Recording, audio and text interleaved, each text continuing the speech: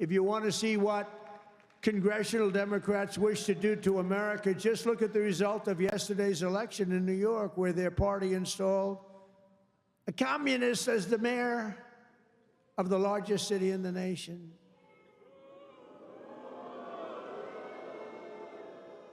Remember, I've said we will never have a socialist elected to any post in our country. I used to say that, and I was right.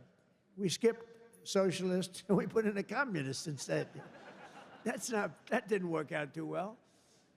But as I've warned for many years, our opponents are hell-bent on turning America into a communist Cuba or socialist Venezuela, and you see what happened to those places.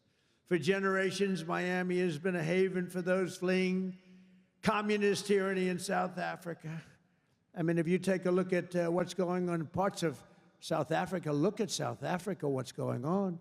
Look at South America, what's going on.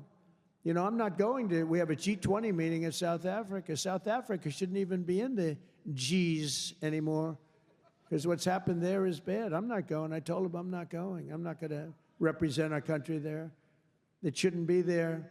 Take a look at what's happening in different parts of South America. Take a look at what's happening in different parts of the world. But now the Democrats are so extreme that Miami will soon be the refuge for those fleeing communism in New York City. They flee. They flee. Where do you live? New York City, but I'm trying to leave because I don't want to live in a communist regime.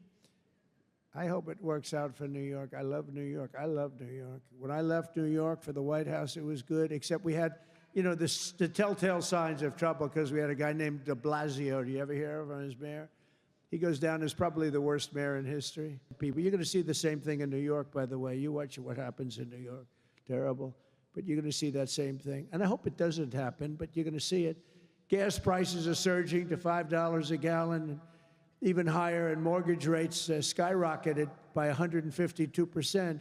But under the Trump administration, all of that is changing. Prices are coming down very fast, and we're bringing them back to the beautiful part where you can have, and you can truly say, we're talking about the American dream again. You didn't used to hear that term.